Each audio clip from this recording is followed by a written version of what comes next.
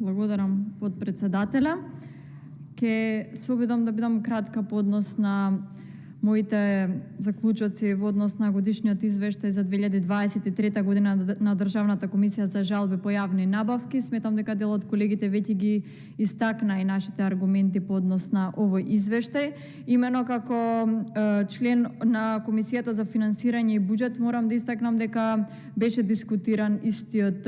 извештај на Државната комисија за жалби по јавни набавки, пошто донесовме заклучок дека комисијата не ги реализирала активностите за брза, објективна и ефикасна правна заштита и дека не се постигнати очекуваните цели. Јас исто така би сакала да додадам еве како пратеник по однос на оние извештаи кои што ги разгледувавме и досега, кои што имавме можност како пратеници досега да ги разгледаме, дека овој извештај можеби беше најбрзо разгледан извештај од наша страна и тоа е за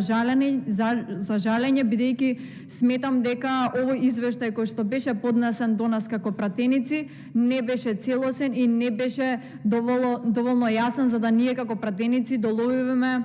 што всушност оваа комисија работела и по однос на какви предмети работела. Целиот извештај, како што можете да забележите, е полн со статистички податоци. Јас секој пат велам дека статистиката е многу битна за да знаеме, да имаме некоја ориентација како нели движат предметите во самата институција, но не сметам дека тоа е доволно и дека е целосно за еден извештај да ја долови работата на самата комисија, која што сметам дека и текако е важна, бидејќи се работи за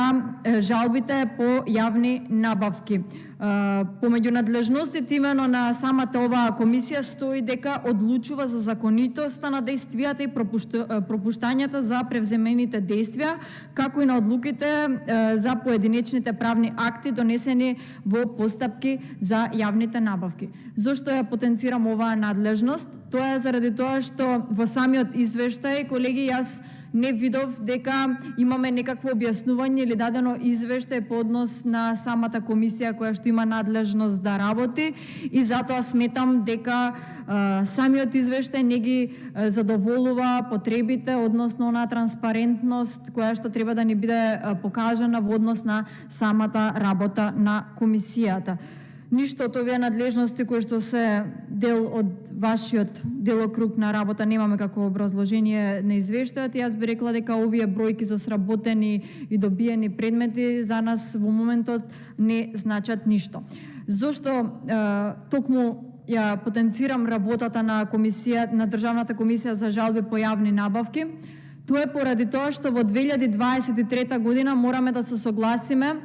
ја одбележавме со една низа на скандали која што ја тресеа нашата држава, тоа е токму по однос на тендерите и на јавните набавки, па токму поради тоа, заради тоа што нашата меморија вели дека 2023 година беше година на таков тип на скандали, во овој извештај ние не наидовме на осврт за тоа по какви предмети стигнало жалби до оваа комисија, од која област се оние компании кои што се добивани оние нели жалби или институции, од кој тип на сектори се добивани исто така овие жалби, бидејќи 2023 година беше токму она година каде што морам да потсетам дека овие коруптивни скандали беа токму од високо профитабилни дејности и за тоа не само еве ние како пратеници, сведоци беше и самата македонска јавност. Освен тоа, во скоро време го разгледувавме и го усвоивме ребалансот на буџетот, со што можевме и да констатираме по она кое што ни беше прикажано е дека буџетот на граѓаните на Република Македонија е оштетен и дека народните пари навистина фалат на некој начин во државната каса, па токму поради тоа сметам дека еден од аргументите е дека овој пат требаше да ни биде образложено каде биле трошени овие народни пари и поднос, бидејќи сметам дека имавме нели вакви скандали, граѓаните и останатите односно оператори зашто се изјаснувале по однос до Државната комисија за жалби по јавни набавки. Јас би истакнал уште еден податок од Центарот за граѓански комуникации, кој што всушност и ни укажуваше дека постапките се нетранспарентни и дека во постапките има отсуство на конкуренција и бројни сомнежи за неконтролирана корупција. Анализите на спроведените постапки за јавни набавки покажале дека секој трет тендер во периодот од јануари до јуни минатата година е склучен во постапка во која учествувала само една фирма. При тоа, морам да напоменам дека се склучени договори во вкупна вредност од 283 милиони евра во постапка во која што повторно учествувала само една фирма.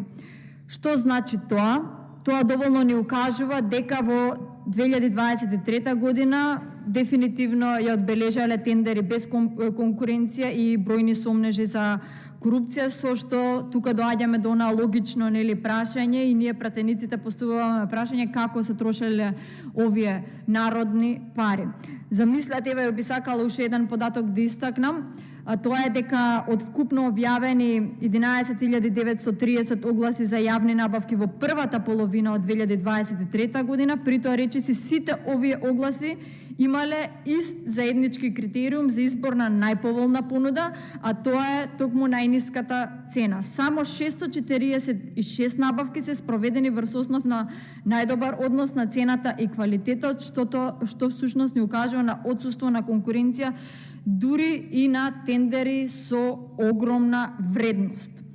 Воедно еден од главните индикатори овде сакам да напоменам за зголемување на ризикот од корупција е токму начинот на кој што се трошат парите и се токму оние договори кои што доста ни се познати на нас во јавност, а тоа се токму договорите склучени во 4 очи, што дефинитивно одбележи и на претходната влада. Ова го истакнувам поради тоа што сметам дека во самиот извештај требаше да имаме еден објективен пристап и еден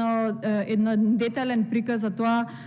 што всушност работела ова државна комисија за жалби по јавни набавки. Исто така, сакам да напоменам дека е загрижувачки што фирмите кои се кајки да учествуваат на тендер и доставуваат понуда, често пати се биле отфрлувани од необјективни причини. Јас ќе напоменам тука и само една фирма, тоа е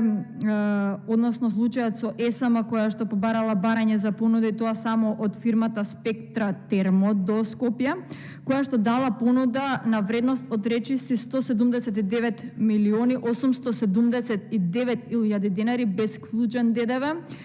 а предвидениот буџет изнесува 180 милиони денари, што значи дека понудата е токму темпирана до границата на буџетот. Ова јасно ни укажува дека овде имало некој си договор во 4 очи. Е несомнено дека ЕСМ во 2023 година со Спектра Термо до Скопје воспоставила одлични бизнис релации. И веќе има и други два договори со директно преговарање без објава на оглас токму помеѓу овие фирми. И тоа при тоа морам да напоменам дека без со директно преговарање без објава на оглас во 2023 година овие договори имаат вредност од 8 милиони евра. Јас за крај само сакам да напоменам дека